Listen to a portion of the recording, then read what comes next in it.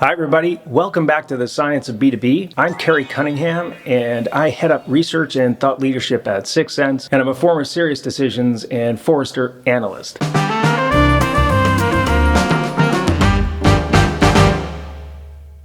Today we're going to continue our intent series, talking about intent. And last time we talked about the concept of triangulation, and I want to dig into that a little bit more today. So last time we talked about Myers-Briggs and the fact that you have to ask 70 questions to get at rating you on 4 dimensions. Another really good example of triangulation, and one that we're all familiar with or at least encounter in our day-to-day lives all the time, is the GPS systems on our phones. So our GPS systems on our phones are primarily getting signals from satellites, but also from cell towers. And they communicate with multiple cell towers and multiple satellites to pinpoint where we are in the world. Now, the reason that that's important and the reason that they use multiples is because if you think about it, if they just got a signal from one, let's just say cell tower, you could be anywhere within a radius of a distance. Like if you're a half a mile from that cell tower, you could be anywhere within the half a mile of that radius of that cell tower. But if you've got a second cell tower signal, now you know that you're this distance from that one and that distance from that one, and now suddenly we've got a much better idea where you are. And if you add in a third and satellite signals and all of that stuff, now we can get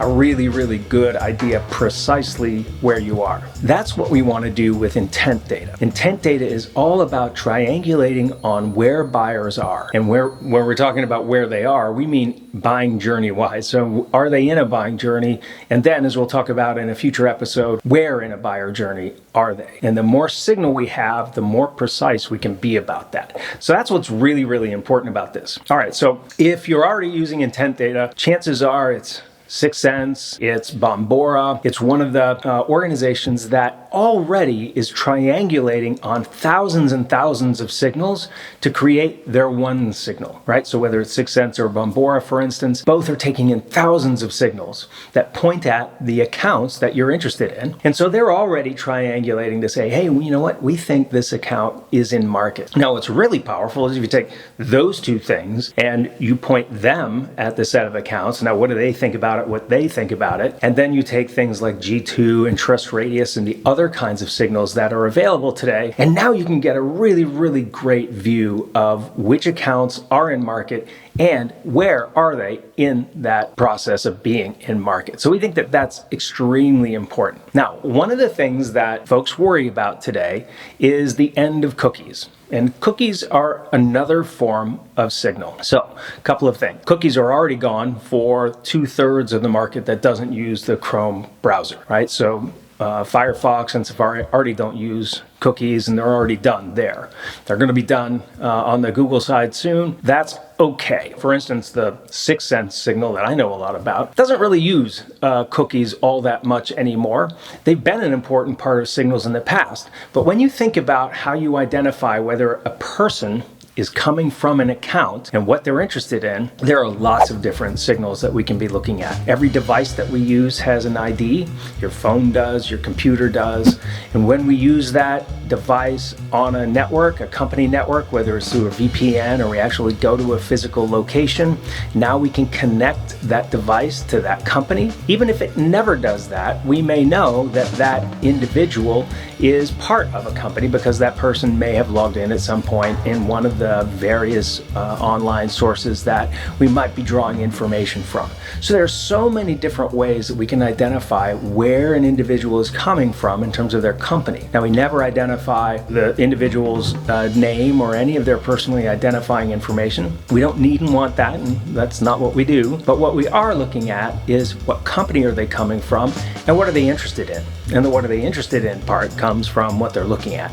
All of those websites all over the world are about something, and what all of the AI allows us to do is understand what those web properties are about, and now we start to triangulate on what those individuals are interested in, and then also where are they coming from, what companies do they represent. So again, third-party intent is already doing that, and if you're using third-party intent at all, that's what it's doing. It's identifying where all of these individuals are coming from, groups them together into one signal for you and says this account is showing interest in this solution from whatever companies it might be. Add that to the information that's on your website about the anonymous traffic. Add that to the leads that you have, people who've already filled out forms. Now we can form a really, really complete picture of which accounts are in market, and as we'll talk about more in a future episode, how we know what stage of that buying process they're actually in. All right, so I want to remind everybody of some numbers we talked about in a previous episode. We know that only 3% of the people who come to your website fill out forms. You could well say, who cares, because a lot of that's junk, and you're right. About half of that's junk. Stuff that we wouldn't care about. But we also know that only about 2 out of 10 visitors who are part of a buying team fill out a form. And that's data that we've seen a number of times. We also asked in our survey, our buyer experience studies survey, we asked people whether they filled out forms on the vendor website that they actually bought something from. So I actually bought something from you. Did I fill out a form on your website? 3 out of 10 people, which is 3 out of an average buying group of 10 people fill out a form. So the vast majority of signal that you're going to get from the people who are going to buy from you or shopping you and your competitors is going to be an anonymous signal. And we need to be able to identify that anonymous signal because that's a huge part of triangulating on who's interested in our solutions. So that's really, really important. There's another kind of triangulation that you can do, and that happens when you get multiple leads from an account.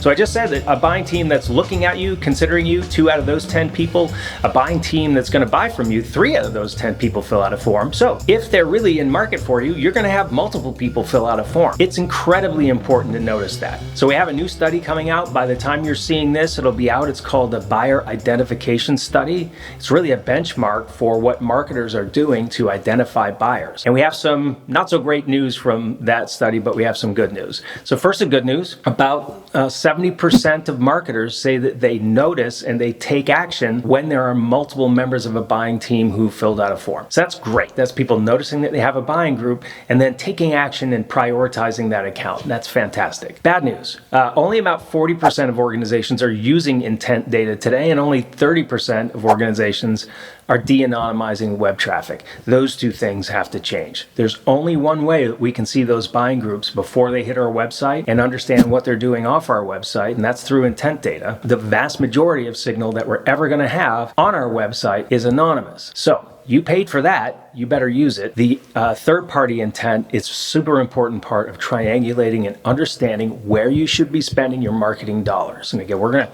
dive into that in future videos in a lot of detail. So for now, we'll leave it there. I do want to encourage everybody to come to our website, sixthsense.com/research. The buyer experience study is there that talks about what buyers really like and what they don't like, and how many of them make decisions before they actually talk to sales reps. And then also our buyer identification study is available there as well. So please come check those out, and we'll see you next time on the next episode of the Science of B2B. Thank you.